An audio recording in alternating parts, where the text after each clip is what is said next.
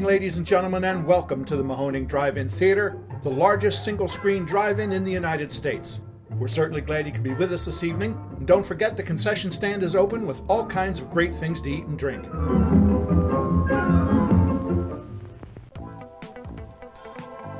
.3 Mahoning Drive-In Radio, your old friend Virgil back once again for another exciting episode of the podcast, the only podcast dedicated to the revival of our beloved drive-in culture.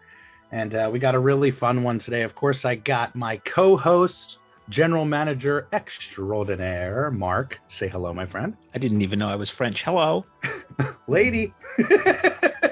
And we have, it's gonna be a family reunion. We have some friends in the house joining us on the podcast, but we want to put out a spoiler for you guys. Well, I guess it's not a spoiler. I guess a special announcement, because we weren't expecting Trauma to share their date so soon, although it makes sense.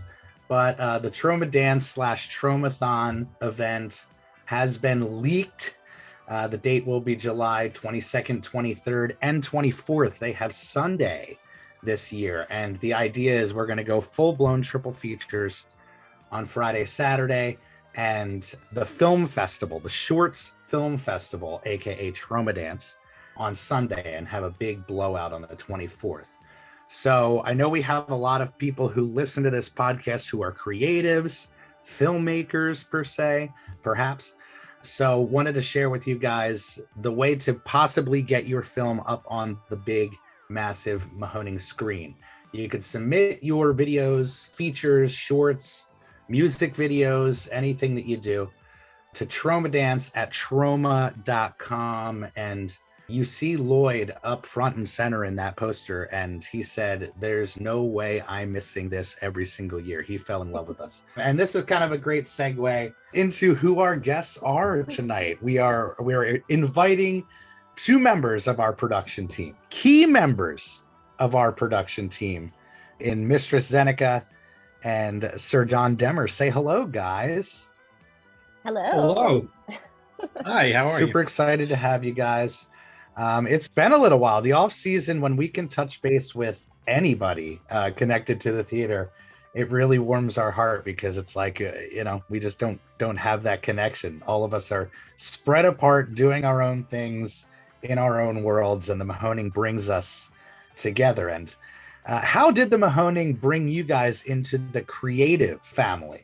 For me, I actually started going to the Mahoning for Zombie Fest in 2018, and just as a patron. And it wasn't until I saw the At the Drive-In documentary where I decided to really just offer my services. So in 2019, for the July 4th event, which was the Harry Potter. Yes. Harry Potter party. The cakes. The cakes, yes. Sorry, not jumping ahead, but I just remembered him, and it's infamous. A wave of pleasure came over me. So continue. So I made a huge cake. It was 2 foot by 4 foot, and it was a selection of 4 cakes. And since the Harry Potter event was 4 nights, it was going to be 1 cake per night. And each of the cakes were decorated as if they were parts of the Hogwarts shield, so that each section of the shield had its own cake for that flavor for the house. It was amazing. Not only was the cake delicious, but it was like, that was early on. When did you say it was? 2019? Yeah, 2019, July 4th weekend. That feels so long ago. I mean, honestly, we've all lived like a lifetime in that period, I guess. But it was one of those situations where, we all felt that you really brought something special to the table and literally shared it with the whole entire audience. It was like, hey, anybody want some cake? Anybody want some cake? And it was just amazing. Now, when did you start doing more of like the production stuff? Well, that came a little bit later. It wasn't until 2020, because in 2019 I did the cake and I talked to JT and I was like, I want to offer my services for whatever you need. And so it was in 2020. So I guess my first decor piece would be my car for the Mad Max event in, I think that was June 13th. 2 years ago. Yeah. Yeah. Yeah. Wow. So I had my blood bag at the front of my car, and my car done up with spikes and everything and lights on it. And yeah, that was my first actual decor piece. I love that. Well, if anybody knows about decorating their car, John, when was your intro to the Mahoning as far as the creative end? I know both of you guys, it should be said, are incredible supporters, fans, and now family at the Mahoning Drive-In Theater, beyond being part of the production team. So I learned about the Mahoning through the documentary the same way. It was 2019.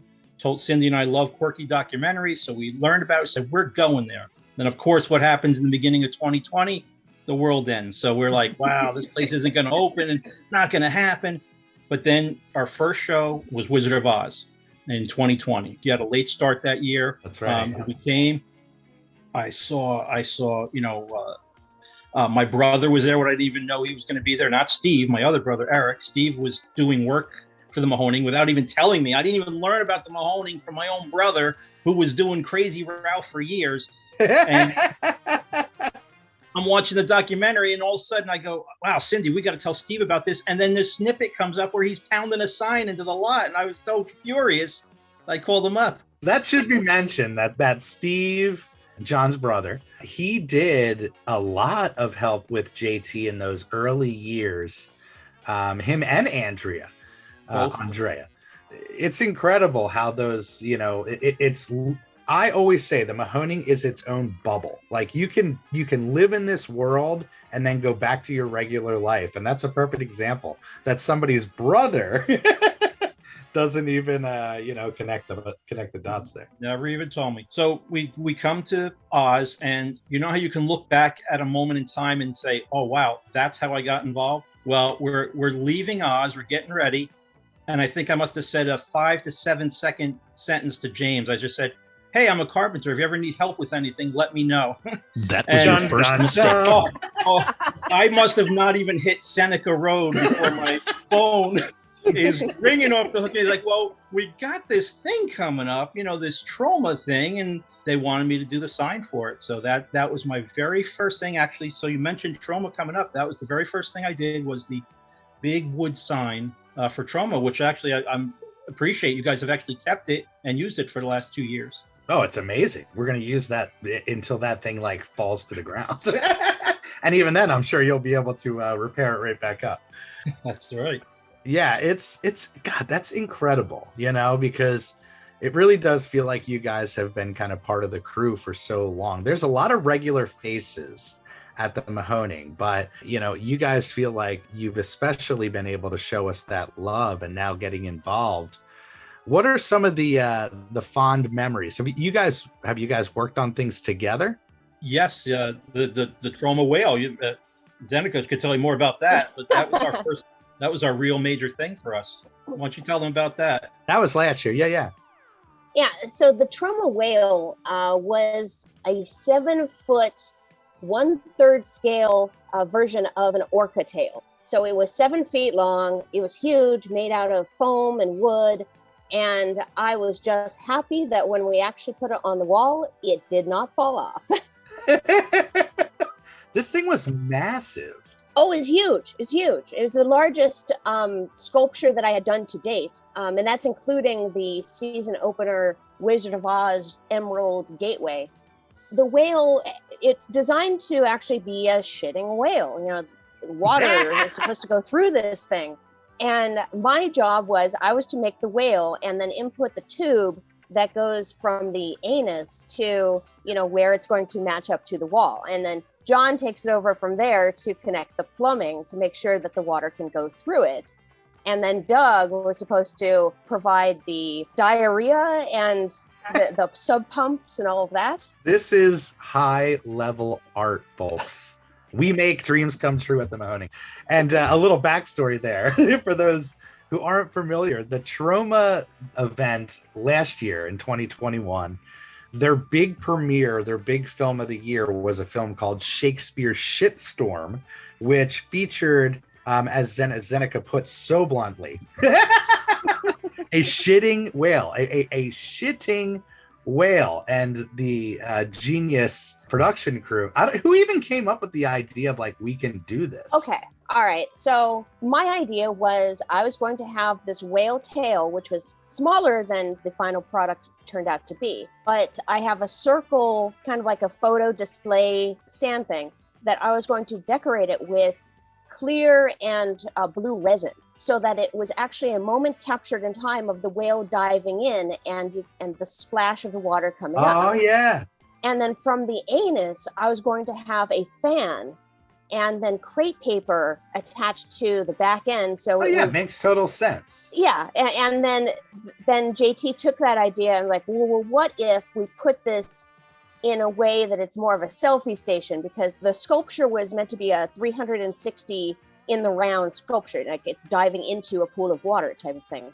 Right. And if we tilted it and put it on the wall, and then I don't know who came up with actual water being put into it, but yeah, it went from an easy breezy idea with a fan and some like paper mache to let's make this as realistic and insane as possible. And the whole thing was supposed to be lit up. So the resin was going to have the light travel through the resin, so the splash was illuminated at night.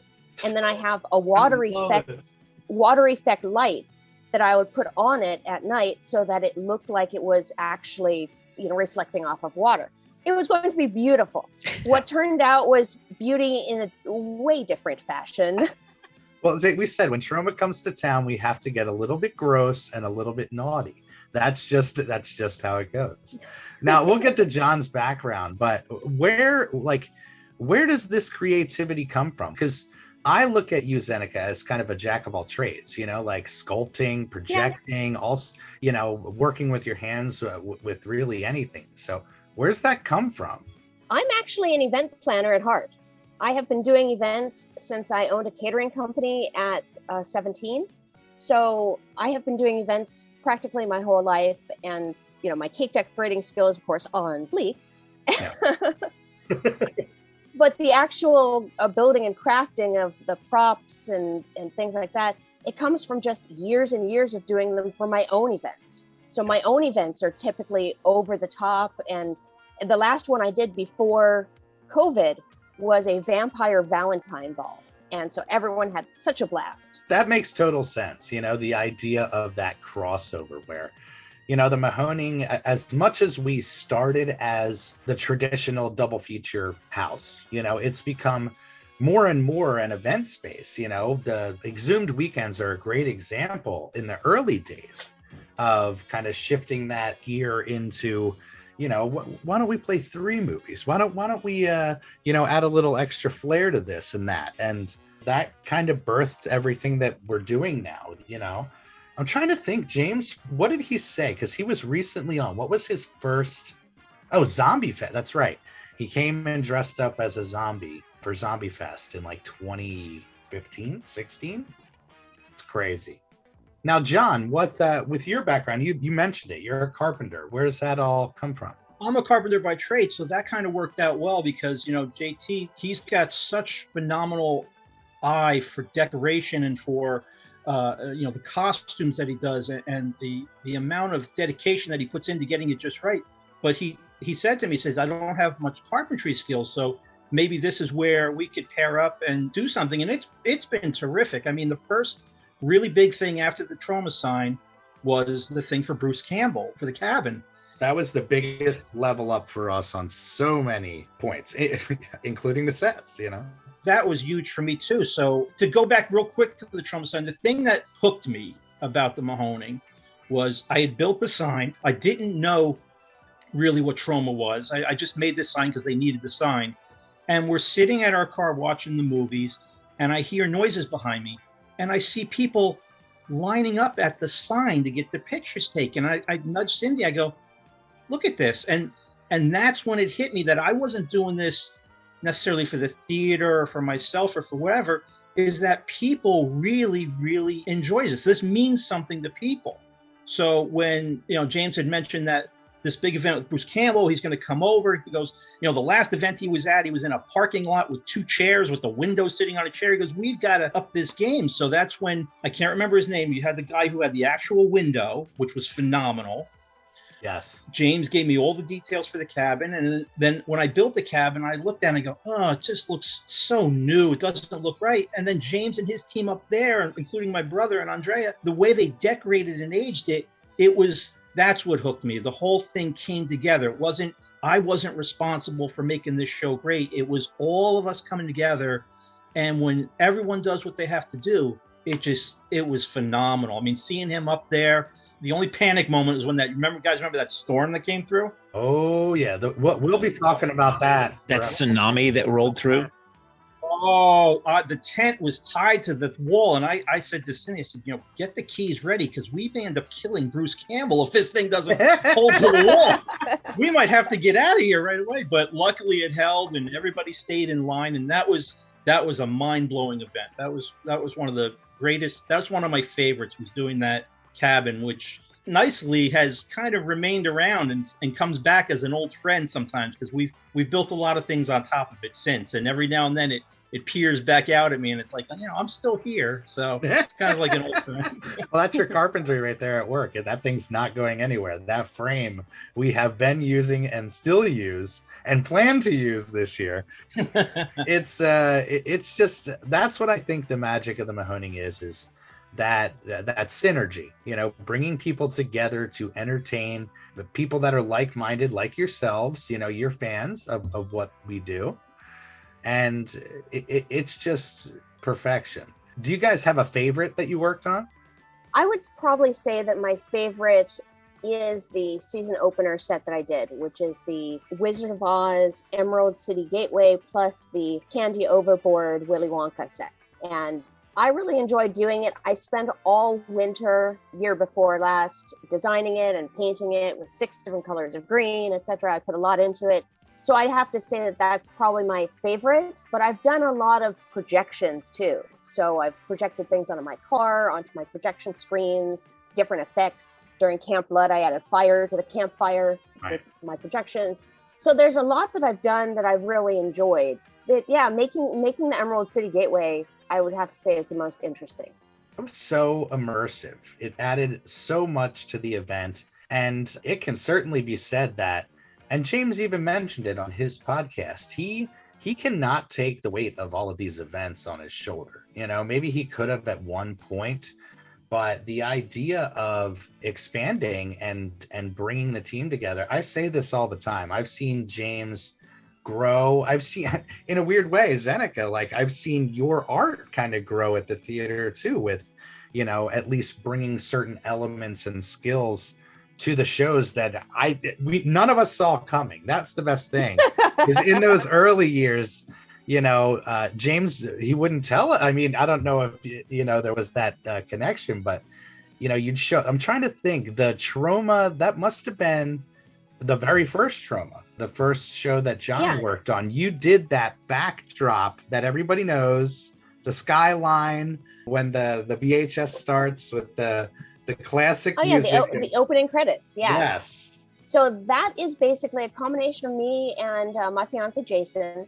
And what we did is he sculpted the Skyline out of cardboard, and it's pretty big. It's probably about 6.5 to 7 feet wide. And then around it is basically canvases. And so then when I project the opening credits, I match them up to the sculpture itself. And then around the outside edge, I will also put some fireworks or some additional graphics around it, so that at first it's just the crawl of the opening credits, and then it flashes to the city basically in celebration.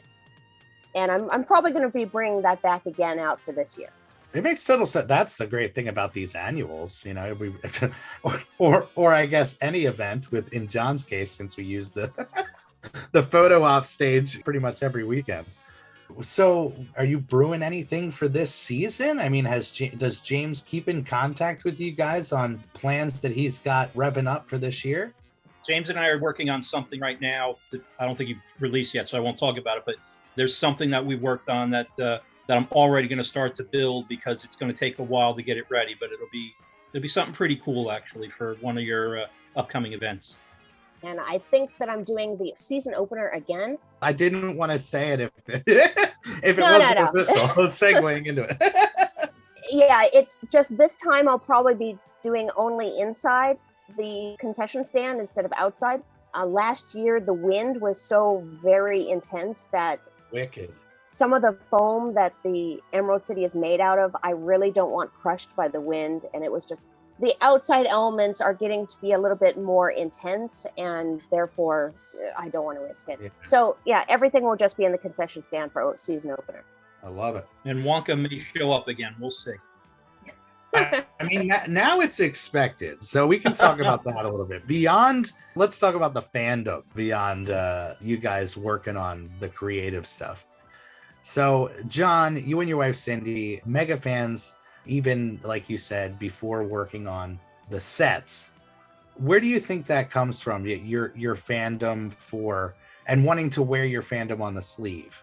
It's weird. I mean, the whole idea, the Mahoning is interesting to me too, because here's another thing that you might not know. I started working when I was 15. I had my own company when I was 18. So these movies that you're showing, 90% of them I've never seen, which is a real extra treat for me, because I'll be working on something and I'll have no clue what the heck's going on, but I know that I'm doing it for the fans. And one good example was Sleepaway Camp. I didn't know about that movie. I didn't know about the ending and all this thing, and then everybody knows. So, I'm walking around and I'm seeing things I don't quite understand. Lisa's got an extension cord hanging out of her skirt, and someone's got male genitalia under a flap, and I'm looking, and I'm doing the make it till you fake it thing, like, hey, that's a great idea. And I run back to the car and go, I don't know what the hell's going on here. And then you see the movie and you see the ending, and you're like, oh, that's what it's all about. So the Mahoning is actually introducing me to things that you would think I have seen and I haven't. So the fandom comes from, I'm just having as much fun learning about these movies, which all you guys seem to know, and all these young kids are watching movies made even before I was born know about. And most of these are the first time that I'm seeing them. So I do it for the fans. I bring it out there because I'm having fun. I want to share that fun with other people who may already know the movie or know what know what the sets that I'm making, what they're for. But it's an interesting dynamic that I could be at this age and still having fun and learning things. Do you guys have like that history with drive-ins? I mean, beyond the Mahoning, did you guys? We've only, the first and only other, well, we went to about 2 drive-ins, but the first one we ever got introduced to was one, I'm sure you know most of these drive-ins, there's one up in Cape Cod called the Wellfleet. They still have the speakers up and everything, but what's so different about the 2 or 3 that we've gone to versus the Mahoning is it's so different. When you go to a drive-in anywhere else, you drive your car in, you either sit in it or sit outside of it, you watch the movie and you go. What's so great about the Mahoning is, what other place do you have the people coming in 2 hours ahead of time to shop for merch, to look at the sets, to discuss with their friends, to hang out, to have all this live cosplay going on? It's like a living museum up there. So it's so much more fun. I almost don't even want to call it a drive-in sometimes, because the atmosphere is so different than anything else we've ever been to. Yeah, it's grown so much. It feels more like an event space than, a traditional drive-in. That's the best way to put it. You're going there for an event, not just for. I can go anywhere and watch a movie. I can rent a movie. I can sit at home, watch a movie. And going to other drive-ins, I could sit in the car and watch a movie. But the Mahoning is an event. You're going there for the people. So did you not have any drive-in experiences growing up, or was it a more new experience for you? Cindy went to a couple drive-ins when she was young in our area for some reason, and I don't know why, because my parents were usually very outgoing people. My sister, I asked her, I said, did we ever go to a drive-in? And she said no. So the first drive-in we ever went to was, we were doing a vacation in Cape Cod maybe 20 years ago, and I'd heard about this thing called the drive-in was still open, and that was the first one. And so no, growing up, not one experience with a drive-in. I've always wanted to go to the Wellfleet drive-in because I heard it's like really close to the water. Is it? Cape Cod is really close to the water. Okay. There's water everywhere. As opposed to the Mahoning, it's very close to the ocean. Yeah. The only thing I'll give the Wellfleet kudos for is they managed to keep their whole speaker system going. You drive up and you can pull a speaker off the stand and put it on your window. Wow. I love that. It's the only one I know. Look, I've been to a couple, and it's the only one I know that still does that. That's got to be a lot of upkeep. What about you, Zeneca? Did you have that childhood experience with drive-ins? I did. I grew up in California, and so the drive-in that we used to go to was a discount drive-in that was a 4-screen drive-in. I don't believe it's around anymore. And I remember being a kid, getting the concessions at this like puke green and yellow counter. And then during the movies, I would sit on the jungle gym because it was perfectly proportioned just off center of the entire place. So I could sit on the jungle gym and I would be able to see 3 out of the 4 movies very clearly. And then if I stretched a little bit, I would be able to see the 4th movie over top of the concession stand. Yeah. So I don't remember any movie that I saw, but I know we used to go a lot. And for the most part, it was because it was only like $2 per person to get in, and it was a cheap night out. Yeah. And so then I love the drive-in because of that. And I've always been tied to movies of various forms, from the silent film industry era to today. Films are just my bag. Do you recall if the drive-in you went to as a youth was paved or had gravel? It was paved. Okay. It was paved, and they used to have swap meets on the weekends. I've always found it interesting growing up in the New England area where the drive-ins were absolutely a seasonal endeavor, parts of the country where they could be year round. And oftentimes the images I've seen of California drive-ins are, a paved lot, which is foreign to me. And the swap meets and the making really good use of the space, during the week and during the day when you normally can't obviously show movies. So that's really kind of cool to hear a firsthand account of that. Yeah, we really enjoyed going. It's amazing how many times we ask that question and people just don't remember what they remember so vividly the experience, but the movies just like it's not the recall. Because that's normally the follow-up is to say like, what movies do you remember seeing at the drive-in? Growing up, do you have any movies that you do remember at all? Like, or is your kind of first blowback into drive-in fandom with us? At an actual drive-in, I don't have any that I remember. It's crazy. It's just, we used to go a lot, and I do remember that they were whatever was playing from the mainstream theaters like 2 months later. Like it was the tail end of whatever they were showing. And usually the movies weren't really important. It was that we would get out of the house for a little bit. And then I would fall asleep in the backseat of the car at some point, and then I'd wake up at home. So I don't remember any of the movies, but I think one of the first actual films that I do remember in a theater was actually a Buster Keaton film. Wow. Wild. I used to go to the silent movie theater before it shut down. Maybe that's what I'm thinking of. Yeah. I almost got married at that silent movie theater. So very special for me. Silent films of all sorts and movies from the silent film era up until today.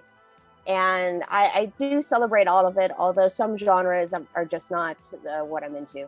I'm not into Westerns. So you'll never see me at a Western event. That's amazing. That theater experience definitely transforms a child, regardless of the drive-in experiences, if you're lucky enough to have peppered in there.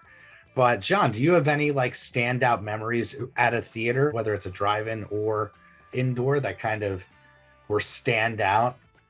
Yeah, I do, because this kind of also relates to the Mahoning in some odd way, is that we had a very nice 1927 movie palace kind of theater in town here in Nutley where I live. And I remember seeing Star Wars with my dad, and we went up to, it was a 1-screen theater at that time. And we went up to the balcony and watched it. And to me, being up in the balcony for the first time was just an incredibly memorable event. And this place was just so adorned with plaster work and gold leafing and all that. And years back, before I became associated with Mahoning, it was just literally sold out from under the person who ran the movie theater by the person who owned the land. What's that like? Yeah, exactly. And it was torn down literally overnight. They went, cut the cable. It had sort of this inverted dome roof, like with all deckers. They literally cut the wires that held it up, dropped it all to the ground, and it was gone. So there was never a chance to even save it. So when we saw the documentary, and I was so fearful that it was going to end the same way. That documentary, he led you in that way when you didn't know where it was going. And at the end, when we saw it, I said to Cindy, now's the time we have to go and support this. And she goes, well, it's saved. And I go, but that's the problem. People think once something's saved, they're done. But the idea is you got to keep, there's all this rally, especially like when a storm hits and everybody goes and donates food for the first week. But then 4 weeks later, you still need food sent over. So we made it a big deal that you guys, were able to save this thing. And now we want to support it and try to bring it to the next level. But that's our contribution. We weren't able to help you save it, but once we heard about it, we wanted to support it. And that's where we're at now. And your other hat that you wear with historic preservation, you were invaluable to us when the more recent crisis came up where we thought we were going to lose the theater. You were on the phone with JT. We had just come away from the first town meeting that bought us a little time, and JT got on the phone with you, and we were hardcore strategizing, and you were incredibly helpful in mounting the battle that luckily we didn't have to completely fight. Thank God. Yeah, because, because as town historian for Nutley, I've gone up against a lot of things, and I'll be honest with you, you lose more than you save. It is hard to save something because people just don't see the value. And the most frustrating part, especially with that theater that was in town, is 2 to 5 years later, everyone comes back to you and goes, geez, I really missed that place. We should have saved it, or we should have made it a landmark or something.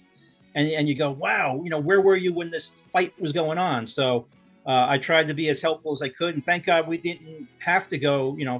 This outpouring of support was what won you that battle. But I was willing to help any way I could because I've been there, I've seen it go bad, and I didn't want it to go bad, especially not after just learning about it. It felt almost unfair.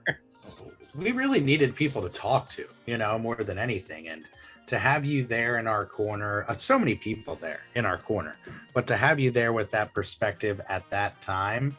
It was really, really crucial. Just like we talked about on the podcast before, it's that fight, that won this situation for us, and getting that word out there, the choice to get the word out there and share it. Because with that first meeting, like we talked about, the strategy was don't let anybody know. People are going to go crazy. And it by pure destiny, we had that extra time that month to put all of our heads together and plan a strategy for how we were going to save this thing. It warms my heart. It really, really does. And Zeneca, obviously, you went through that roller coaster ride with us. I was actually busy with Joe Bob preparations, so I didn't get as hands-on as I wanted to. Again, another crazy timing thing, another nutty timing thing.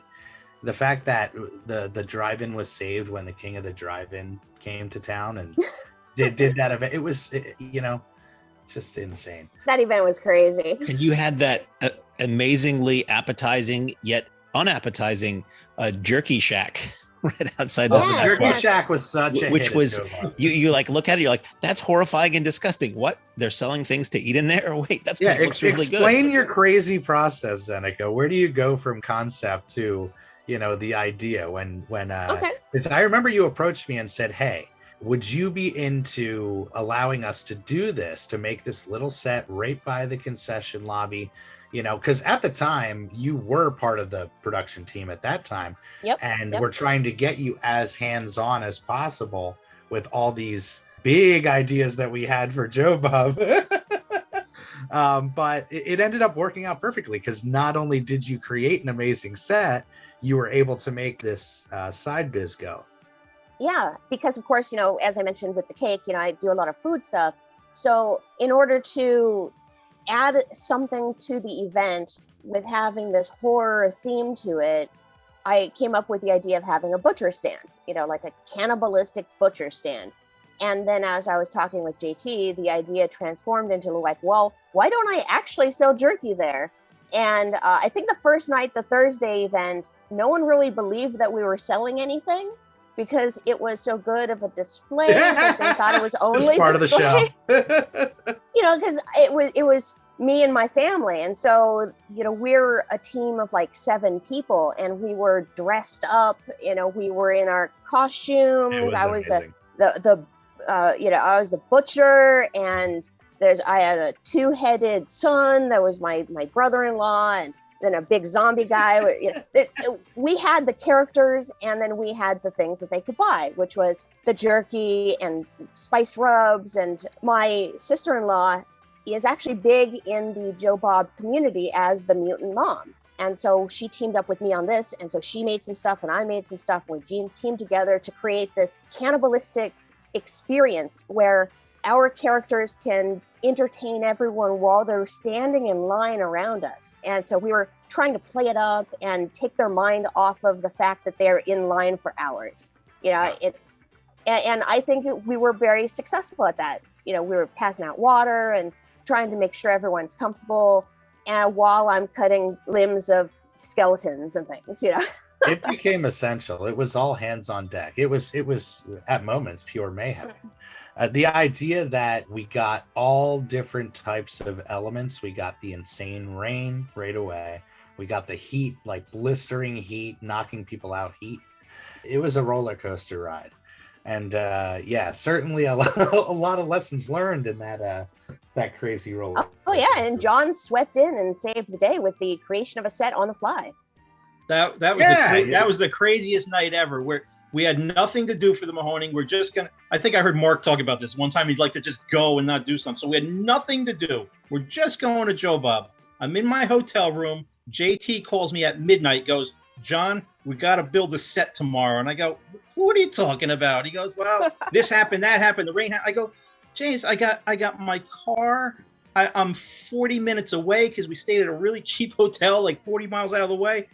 And he goes, "You're going to get a call at 1:00. Be ready for it." And then he goes. So I didn't go back to sleep. I'm just sitting there wondering what's going on. And then who was that production guy, that really good production guy for Joe Bob? What was his name? Austin?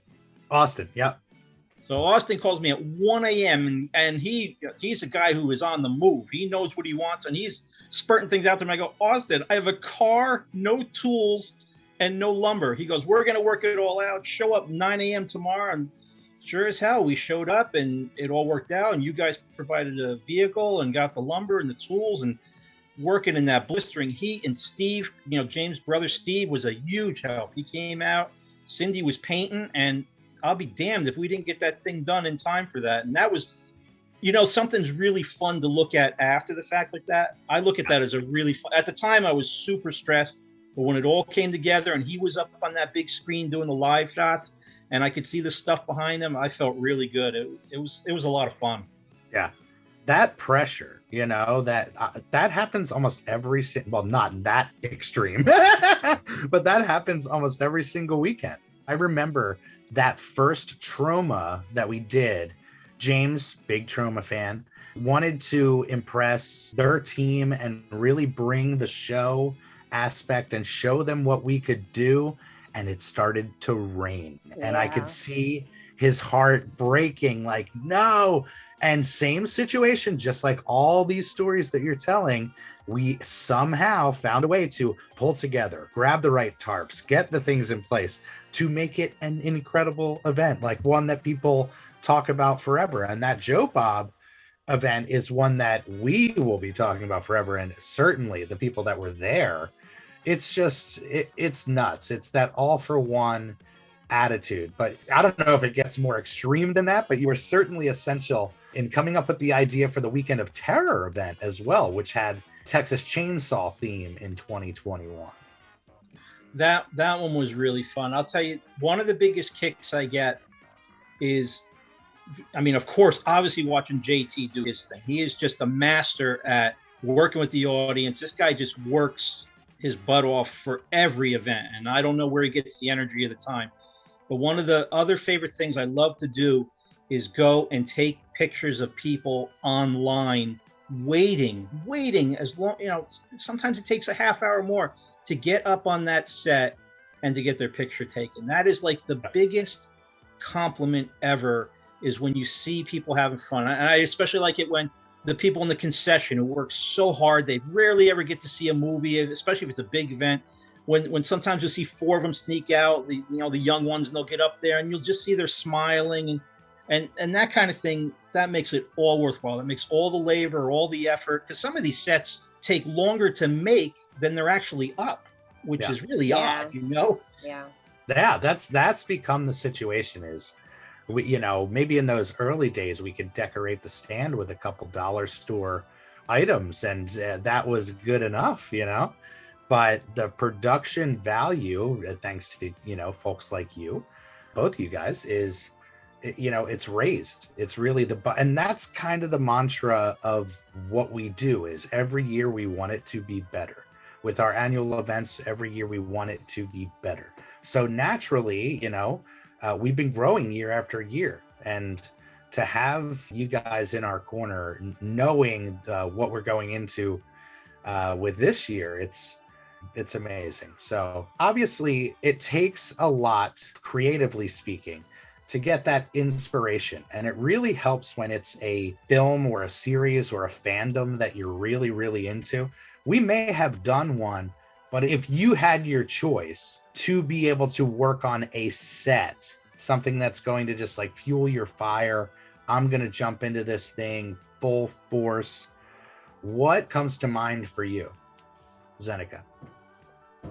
Oh, that's actually pretty difficult because since I deal with projections, I could do a projection set on pretty much anything. I do love it when I can take the theme of my car, which is the zombie outbreak response vehicle, and gussy that up to fit one of the themes. So like when I projected zombies bursting out of the walls and whatnot on my zombie vehicle for Zombie Fest in 2019, that was pretty fun. I would say I'm very versatile, so I don't really have one specific thing that I'd like, but if there is a double feature that I'd like to request, it would be Tremors. Just because I think Tremors are really cool. It's great movies. That has come up so many times on this podcast. I think that I could build some sort of grab weight, with my circle display thing. So. Oh boy. See, now you're planting seeds. That would be one of the things I'd do. Tremors is such a great drive-in movie anyway. It is. We joked about Bacon Fest, and honestly, I say we just start revving the engine, reach out, say, look, 2023 is our year, Kev. Let's do this thing together. Let's sizzle it up. Let's get nuts. How about you, John? He's got a band and everything too, right? That's what I mean. It's a no-brainer. Say, bring the brothers out. Absolutely. Play at the fest. That's a home Rock run. out. Think about the vendors. Every single food truck selling bacon. It's the home run. How about you, John? Anything pop where you're like, man, this was right up my alley? I have to say the same thing as Zeneca, that there's nothing. I like the challenge of being told what's coming up and here's what we're going to do. Now, one thing that I did go all out for, which wasn't a big thing for the theater, was kind of like we did it on our own, with the car, which the car itself has its own stories, but was when you guys did the double take, the thing. Double take. Yep. Yeah. So we were on our anniversary trip and we saw your plane. Now that movie happened to be playing on our anniversary weekend. And it was the first movie that Cindy and I, we weren't dating, but we had an eye on each other and we went out with a group of friends. It was the first movie we all went to see. So when you had that coming up, we knew, one, we had to be there. We changed all our plans around that. And two, I went and I did as much as I could for that. It was the first time I ever did real cosplay. I don't know if you remember, but I dressed up like McCready. Yes. Oh my gosh. Yes. And I had this torch, and my son made these plastic things that the pop-up blood monster, and the torch had a lighted end on it. And I did the cosplay, and then at the last minute, like a day and a half before the event, I was like, I need something even bigger. So I don't know if you remember, but I made this spider head and then put it on a remote control car. That was the stuff of nightmares. Chasing people around the lot. That was legend. So much fun. Oh, people were chasing me down. You've got to come to my tent site. You got to come over here. And you know, the thing kept going dead, and I was charging it. So you've already done it with the thing, because that was so much fun, and that was right at the time of our anniversary. You announced our anniversary for us, which I thank you for, and that was just a lot of fun running that head around there, which I still keep. It's in my shop on top of one of my shelves, and it looks out at me every day. And that's a great memory that you guys gave me. Yeah, that's something that both of you guys bring, regardless of whether you're involved with the big set, the big photo op, whatever. You have a way of bringing that fandom full force. And I always say it like the perfect Mahoning fans, because you're willing to come in costume, decorate your car, get your kids involved. That's what it's all about, I think, for why people ask, like, what's special about the Mahoning, you know, instead of versus going to, you know, somewhere else. I think that's what's it is. You have a lot of people like that are willing to represent in a big bad way. And why don't you guys talk about some of your greatest hits when we talk about cosplay or coming and showing off the fandom? Greatest hits, like I dressed as Data from the Goonies. Oh, that was an amazing costume. Was that for a Halloween show, or you just came like, I'm doing it? That was, I believe, for Goonies and Explorers. I think that was for that yes. show. Okay, yes. Yeah, so I had the punching glove attached and everything. It was. I also, as expected, as best I could. Let's see. I've dressed up in medieval costumings for the medieval Mahoning event. Let's see. I dressed up as Patrick Bateman from American Psycho in order to watch Texas Chainsaw Massacre. That was fun. I've dressed up my car a number of times, just like John does. You know, he dresses up his car for the event. Both your cars are legend, but we always know when Zeneca's coming on the lot, because, like you said, it's the zombie. Yeah. We dressed as, my fiance and I dressed as Rick and Morty for the Back to the Future event. That was fun. Love it. That's all the ones off the top of my head that I can think of. Yeah, I do have an amazing picture with your car decked out for that Mad Max event. And I take it's your hubby who is strapped to the front of that car. No, that's actually a dummy. Oh, I love it. Yeah, that's a dummy. That's my blood bag, and I'll be bringing him again this year if we have Mad Max. Oh, yes, we're gonna rev those engines up. I can smell the fumes already. What about you, John? It seems like whenever you're on the lot, your car it's always in the same spot, and it's always a centerpiece. I that car thing, I tell Cindy, I joke with her, that car's gotten more publicity than our local congressman, because I'll see that thing on I'll see that on Instagram. I'll see it on posts. I'll see it on the newscast when they're doing the Save the Mahoning will be in the background.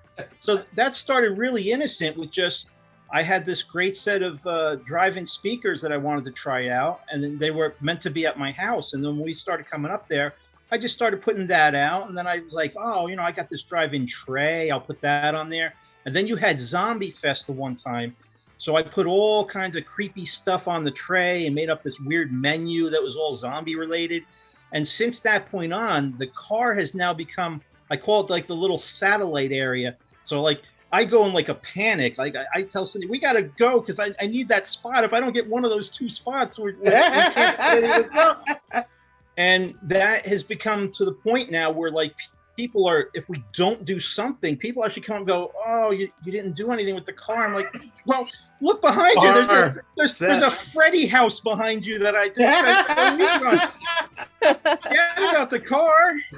Oh, so that's amazing. The car has been a lot of fun for us. It's a set on wheels. That's what it feels like. So as far as cosplay though, McCready was the only one I did. Cindy and I did come as she came as Veruca Salt and I came as Willy Wonka last year. Perfection. And the biggest one that I did that I really got into was when you were doing the spaghetti western. My favorite, right there.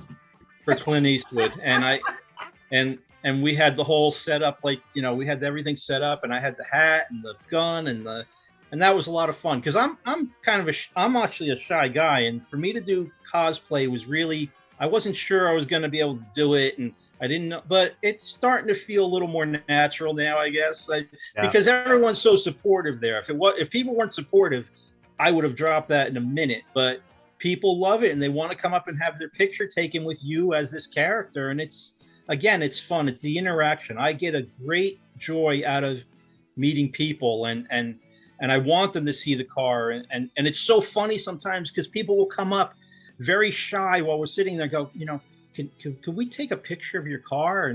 And I always want to joke around and go, no, go away. Respect my privacy. I do this. I spent an hour setting this up for me. Yes, this is all for me. Go.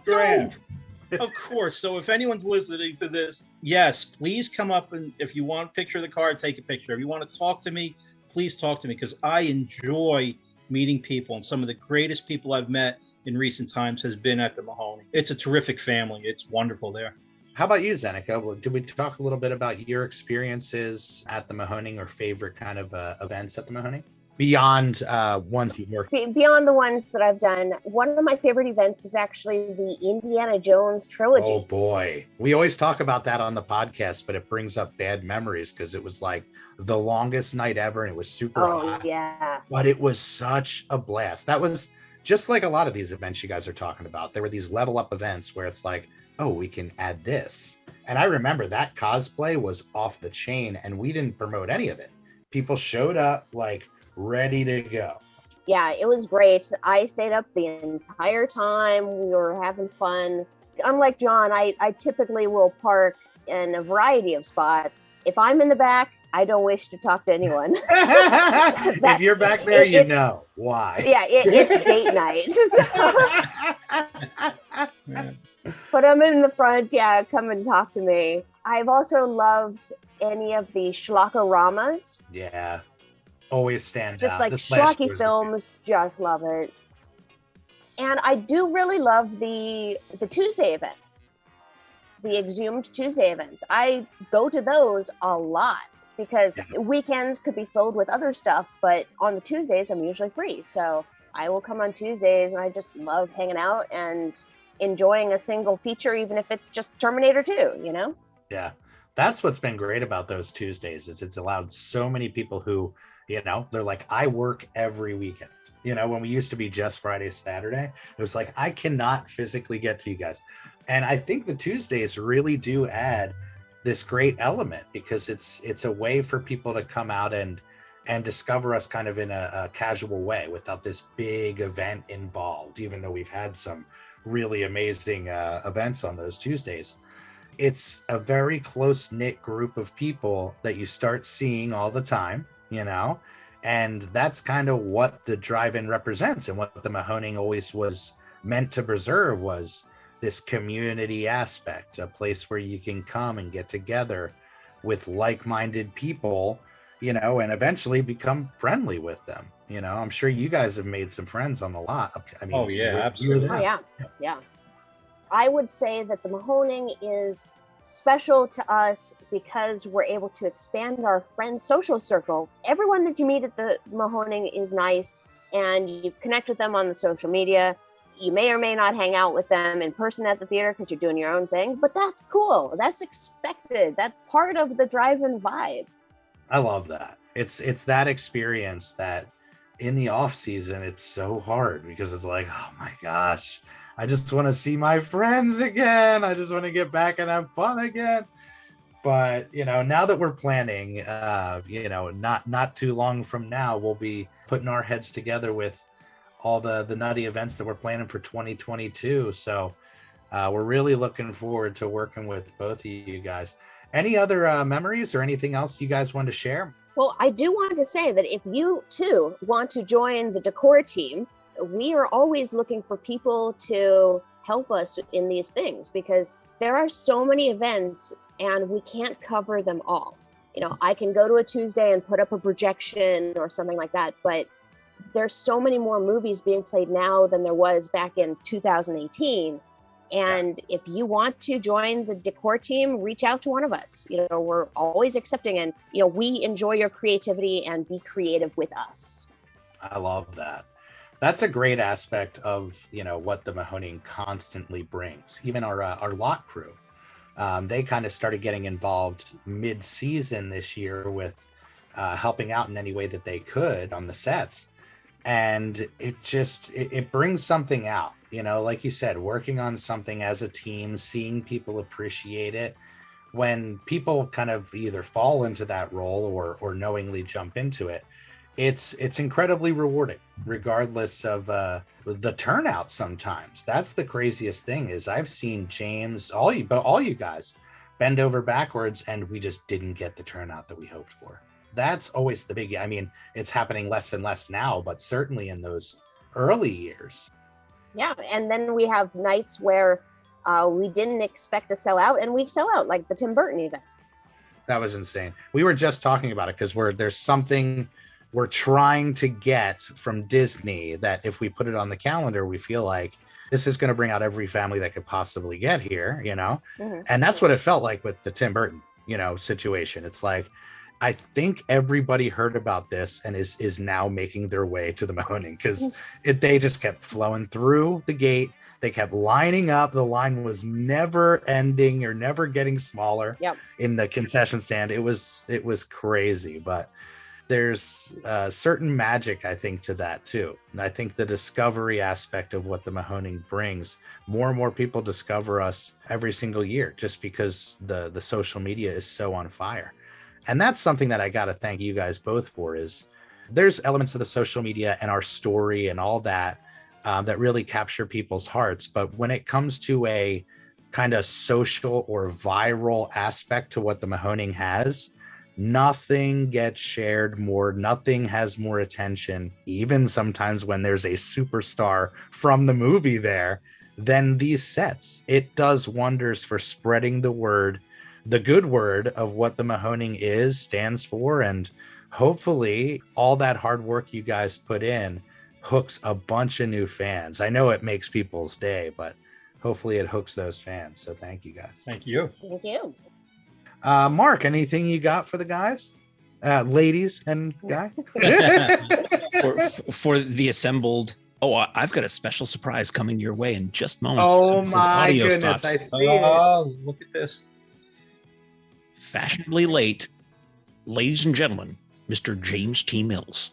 Hey, surprise guest appearance. The man who just needed a little help with something one day. That's how I want it listed, and a surprise guest. Well, James, you certainly are the centerpiece of the production team. Why don't you get into some stories you have with John and Zeneca? We just went through a ton of great stuff, both about the history with them at drive-ins and their work and contributions to the drive-in. I just left a Chinese restaurant, so you'll excuse me if I burp a little bit. He's a pro. He's gearing up for trauma. No, both of them just took everything up to the next level. Like you could tell by the pictures, like from the previous years. I could not have done nearly the type of work that we do now without these two, and Jonathan and my brother as well. Having an actual amazing carpenter on the staff is something I couldn't even imagine. Back when I was putting up those backdrops on that wall on the inside of the stands, to actually have someone who could build the ship deck or the Texas Chainsaw Massacre rack, torture rack, and then Zeneca with her projections, which I know nothing about. I don't know anything about electronics or mapping or anything, zero on my end on how to do any of that stuff. So, I mean, they're both incredibly talented, and I have zero skills in the way that they do in those regards. So I really appreciate having them around. And we touched on it, James, in those early years. It was like you're putting your whole heart into these set ideas. And, at that time, the immersive stand idea. And it was always a gamble on whether anybody would even come, And there were plenty of times where it's like, well, I guess that's it, in those early years. But that's what's been amazing about seeing the growth of the production team, and James, the way you handle the production team. Because I remember, many a times the frustration level hitting a peak where it's like, I can't do this. I can't be the only one that does this. And we've talked about it where it's like, you've got to take on people who are willing to help and get into what we do, and you have found two people, certainly the two people on this podcast, that are so perfectly matched with not only what we do, but what this family represents. And you've done an amazing job growing into a really great leader. So hats off to you on that. Absolutely. Oh, Yeah. no, thanks. It's all good. You guys are the stars. No, it really was hard though in the beginning. I was doing it all by myself, but I didn't really expect anyone else to be able to do these kinds of things. Not that they couldn't, but it wasn't like I ran anything by you guys, what I was about to do. So like when I would show up to do the turtles thing, you didn't know I was going to turn the wall into like a turtle lair with graffiti and all that stuff. You had no idea. Right. It's just, 1 minute you're there and then it's normal wall and then all of a sudden it's that. And I have a turtle costume. You don't even know what I was doing. And then April shows up and then Casey Jones and you're like, what's happening? That's what I mean. Like so it's not like I could say, hey, I need you to do this thing because you don't have no idea what you're walking into any given weekend, So I definitely needed some creative people around to be able to do, again, stuff that I could never do by myself. Yeah. Like the level of these sets, it's like what they do out in California at the Hollywood Forever Cemetery for those shows. Mm-hmm. That's the only other place I've seen that does the stuff that we do. Yeah. And you got to think, we've talked about this, James. I mean, I love what they do, out there. And the sets that they have are very much like the Mahoning, insane production value for a set in general. And James made the point to say, like, they're in Hollywood. They have every single set designer there working on those things. It's like, here it's like, that's what I love about it. We're like the little rascals. That's what I mean. Like we just pull talent from all over. Again, nobody has an agenda here. Everyone just wants to put on a good show and everybody be happy. Drive into the lot and see like something they didn't expect to see when they got there. So yeah, hats off to these guys. I love it. It's a team effort, definitely. Yeah, and that's what's been great about the growth, is we've been able to take these baby steps, sometimes leaps and bounds, but, pace ourselves with the growth and what we can take on. And, that's a perfect example of taking the idea of something, an appeal and a draw of something. Because, I remember talking to James about it really early on and being like, this is how the word gets out there. People are sharing these pictures. People are wanting to come to get these pictures. And it's like, a huge draw. And for us to really put the time and effort and investment into it, it's a no-brainer. So I'm really excited to see what you guys bring to the table this year for sure. We've been talking about some ideas, so. I love it. Yes, and every single day, things are coming in and getting booked. And we're trying to piece the puzzle together. And it's always hard because we want to talk about stuff right away. But, sometimes the bubble will get burst and it's like, oh, crap, I should have never had that train start moving. But plenty coming up, plenty of fun. Any questions you have for the guys, James, since you're joining us? I don't know. I guess for John, personally, I'm curious, how long was your brother coming out to the theater before you found out that he was involved with us? The most I knew about it was he kept mentioning your name. He goes, I got this guy James and he's involved with some production work. And it was so ambiguous and then the one time he said, I need a bike because I'm doing Crazy Ralph somewhere. But I can't explain to you how furious I was when I was watching the documentary and about 15 minutes before it popped on, we got to tell Steve about this place. This is perfect for Steve. And there he is on the screen. So I called him and screaming, why didn't you tell me about this? But he goes, I told you. I said, no, you just said something about this guy, James, and you're riding a bike around. He didn't tell me anything about the theater. So that pissed me off. Yeah, because I didn't know that you existed. I mean, no offense, but he didn't really talk about you. And he and I are polar opposites. I can't even believe we're related. No, because he's talented in his own way, and he did a lot of stuff before you started coming. So remember that remember all these sets I would make, and then he and Andrea and you and Steve, your brother, would go and install them because I wasn't able to come up and do any of the installs. So yeah, in those early times, he was crucial. He would, I give him big direction booklets and everything. And oh yeah, those direction booklets were works of art in themselves. The one for the Bruce Campbell thing, I keep that. It's in a binder. It is the most beautiful work instructions I've made for everyone, and I keep that. I got to bring that up and show you guys because I'm now that I've built something, I want it to be put in just like I get like in James mode. I want it to be perfect the way I built it. So I give directions to Steve, and he still managed to screw one of it up. So. That never would have happened. Like that whole idea, I don't know if this came up, but with the Evil Dead backdrop, like that evolved with him saying like, well, maybe you could build the work shed from Evil Dead 2. We touched on it, but we didn't have all the details. So what's the connection with the original window?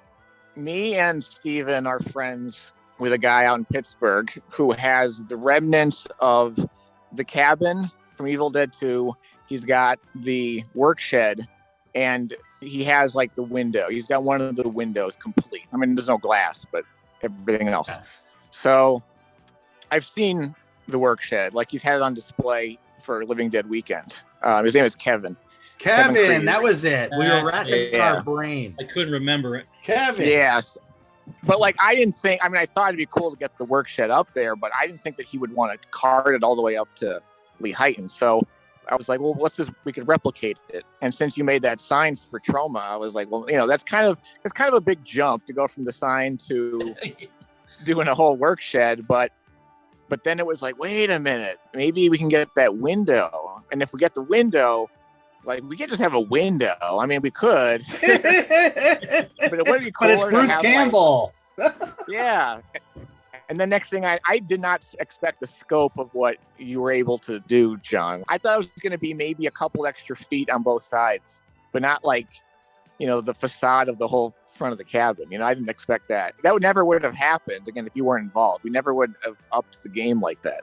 No, it was a level up. What I love about that is that there was so much work involved that when that event was done, we kind of went, what's coming up? And you're like, oh, well, this the camping thing. I go, well, this is kind of like a cabin. And we must have repurposed that Bruce Campbell thing for the next 3 shows or 4 shows. Yeah, just Camp Blood. Camp Blood. Universal. Then we put the Universal. Yeah. Now it's a Bavarian cottage. And then you finally stumped me with Freddy House. I was like, well, was Freddy ever camping? Because maybe we can. And you're like, no, we need the front of the house. And that was like the most intense. Like Bruce Campbell was big, but the Freddy house that's probably the most intense work I've ever put on a thing. But that was the first time that we were able to finally cover up the cabin. But I was telling them earlier how it still pops up every now and then. I get to see the cabin show up like an old friend. So yeah, cool that it's still there. No, but like I would never assume we could do any of these ideas without you. So I don't just say, like, hey, we want to do Texas Chainsaw. Like, what that one, I did say, well, what do you think we could do? Like, that was one where I was totally like, what's your creative idea for what you could put together? Because I don't want to just say, hey, I need you to build like the Amityville Horror House or something. I don't want to just tell you to do that. Like, I want to see like what you feel confident that you could do and you're willing to put the work in on, because I know, you have a full work schedule as it is, and it's really hard. So, and I know if you say you'll do it, you're going to deliver the thing you say you're going to do. So, you know what I mean? It's kind of a big like sigh of relief when you're inspired yourself to do something with your own sense of perfection. Well, that being said, just tell me what to make next time, because that's Well, it's great because they both mentioned earlier that that's what's so exciting about this. I said, what is the perfect movie that plays into your fandom that would inspire you for the set? And they're like, what's fun about it is like, the fact that it is all sorts of different fandoms, and the fact that it is a surprise when it comes, and it is it's this element of Little Rascals, damn it. Yeah, he's back to that. Meet us at the clubhouse, you know? I guess I'll build that next. Yeah, and what's great is that people do actually respond to these things. Like Zeneca, I know that your stuff for Edward Scissorhands and Beetlejuice, like that got like thousands some likes. Like that, those pictures got tons of likes. So I mean, people really were. Yeah, they're commenting like, "Oh, where is this at? I want to go where this is." Like, "Oh, darn, I missed this." Like that's really what gets people to like not want to miss our next show because they saw the fun that they missed on the last show. Yeah, and because I set up that set design early, we were able to get pictures out into the social media portals fast, and it really did convince people to come by. A few of my friends that didn't even know I did the Mahoning stuff went to the Tim Burton event simply because they saw my pictures. Yeah. And we were talking about it, like that's the beauty is like, and we try to plan this where we can get that good photo op to share on the social medias on Friday because it naturally ignites Saturday, people discovering it.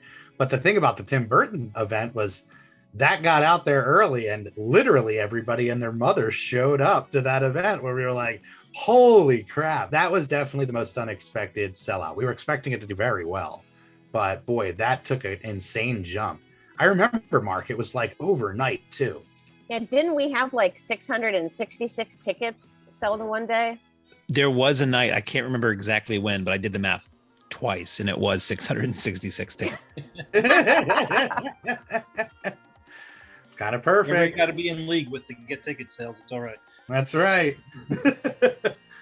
Well, we love you guys. We can't wait to get back to work. We can't wait to just get back to the Mahoning and be able to celebrate our love of film and our love of the drive-in. And that'll be coming soon enough. It's been really great. Thank you guys for joining us. Thank you for having us. Thanks for everything you guys do. Sincerely. Yes. Thank you, JT. Yeah, you're the team leader. From the bottom of our heart, and the fans thank you guys too. You know, whenever you guys see the vehicles on the lot, you know who they are now. Go on up, give them a high five, give them a hug if they're okay with that. Don't take any pictures though. Don't take any pictures. That's right. Yeah, we were saying just for me. Nervous. Is it okay to take a picture? No, I spent all this time spraying. All right. Well, much love, guys. I guess on that note, Jeff, take it away, my friend. Ladies and gentlemen, thanks again for coming out tonight to the Mahoning Drive-In Theater. We hope you'll come back and see us again real soon. The exit is on the right-hand side of the screen at the front of the field, and most importantly, have a very safe trip home. Good night and God bless you.